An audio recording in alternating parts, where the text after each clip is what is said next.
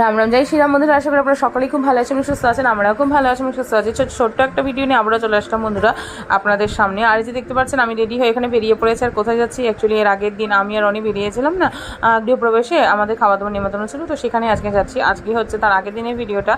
তো এই ভিডিওটা আমার এডিটিং করা হয়নি, তো যার কারণে আপনাদের সাথে শেয়ার করিনি। আমি আর শাশুড়িমা দুজনে মিলে বেরিয়ে পড়েছি। আর যেখানে মিষ্টি কিনতে এসেছি, যেহেতু আজকে মায়ের পুজো রয়েছে, তো ভাবলাম যে শাশুড়িমা এখানে ঠাকুরের জন্য একটু মিষ্টি নিয়ে তারপর আমরা দুজনে মিলে যাচ্ছি আর কি। আমরা অ্যাকচুয়ালি হেঁটে হেঁটে আসছি, যেহেতু বাড়ির একদমই সামনে, খুব একটা দূরে না। আর যেখানে মায়ের পুজো চলছে দেখতে পাচ্ছেন, এখানে মাকে সবাই আপনারা প্রণাম করুন বন্ধুরা।